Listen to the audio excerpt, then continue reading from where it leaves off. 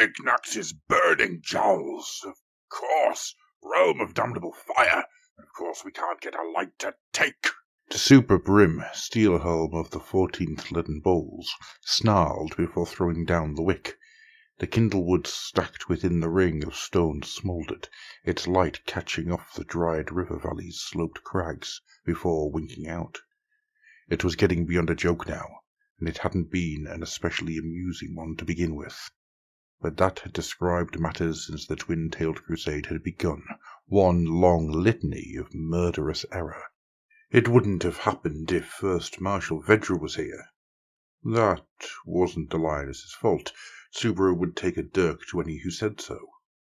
Vedra hadn't wanted to leave the Dawnbringers when she'd been called back to the capital to defend walls left vulnerable when the crusade marched out against the siege that had inevitably struck the city.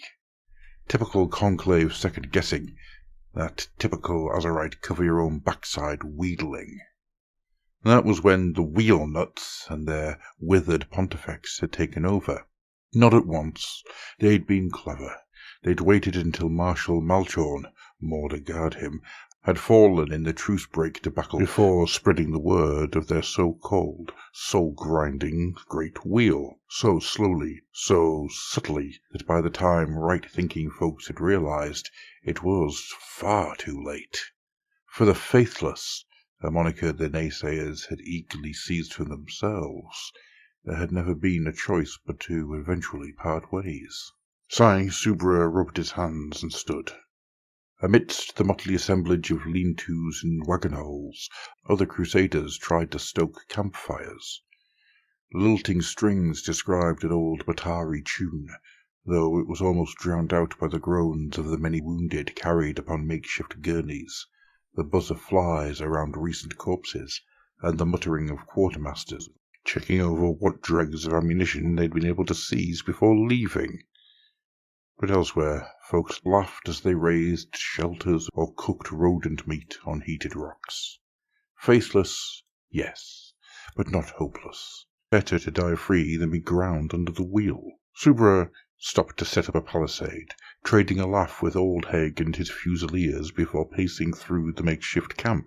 Here was where they kept the decanters of water they had seized in their flight. Already reserves were running thin.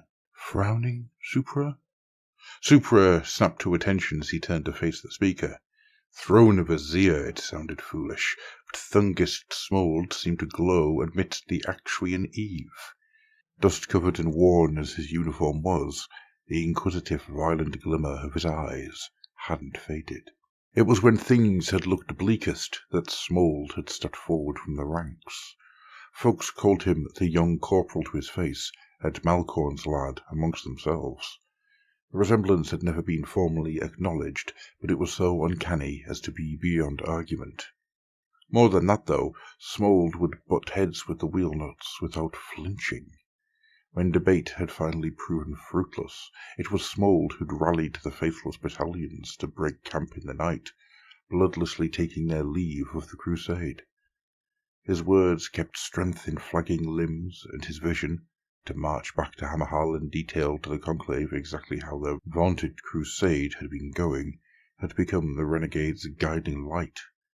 Amongst the more ardent Sigmarites of the Faithless, there was already talk of pushing for canonization. Supra wasn't sure if he believed in saints.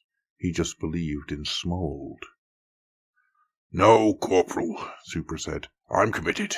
It's just, well..." "I know," Smold said. "You're wondering about those we took the water from." There had been no major confrontation when the Faithless had fled and seized much of the water. If there had been desperate knifings in the dark, it wasn't any of Supra's business. Still, he grimaced. "They had their chance," Supra said at last. "They all knew things were coming to a head. I don't grieve, Corporal. Still, they were friends and comrades. Thirst'll have its hooks in their guts." He grimaced. "Maybe we could have argued harder, tried to make them see sense. We could have subdued the Pontifex. Not killed, just subdued. But you spoke of returning to Hammerhal, and it sounded right." "You couldn't keep going east," Smold said, resting his hand on Supra's shoulder. It would only have led to needless, endless strife, even while good work was being done. Necessary work. A firmer expression crossed Smold's face. Storm and thunder. It was a face you could trust. It seemed to contain the likeness of every wise elder Supra had ever known, every sergeant that had shown him the ropes. Come now, did you really believe in the crusade? And how many of you were conscripted from the prisons, or had your homes burnt down in Feloria's bonfires, and were left with nothing? Faith is for the high and mighty. You have something better. Hope, Smold snorted. And when you return to Hammerhal, you'll tell them all where faith got you. Pride, devotion, relief beyond words, all swirled within Supra like some concoction from Pyromancer's Tor. They had been about to ignite before the strangled scream of a sentry stole his attention. A silvered arrow had lodged fast in the hapless man's flesh. Slick, shimmering tentacles burst from the wound, coiling around to strangle him as he wailed. More arrows whispered from the night as the perpetrators skimmed down the valley. They were tall, even for beastkin, muscled bodies studded with feathers. Each rode a flat disc that trailed iridescent aether stuff, and they carried bows wound from crystal and quicksilver. They snapped at the air with their beaks before taking aim again. Soldierly instincts surpassing his panic, Supra drew a pistol, clicked back the hammer, and let it bark. The bullet tore the throat from a beaked monster, pitching it from its disc and seeing it crash into the earth with a wheeze. Its mount dissipated like a swarm of fireflies, and the other beasts passed by with a hiss before pressing deeper into the camp. "Ambushes, Corporal!" Supra called out, turning towards the encampment. Flames licked from tents, glowing every impossible hue as beaked shapes leapt from the crags above. With them came nightmares, whittled from flame, trilling as they sprayed whirling gouts of mutagenic fire about themselves.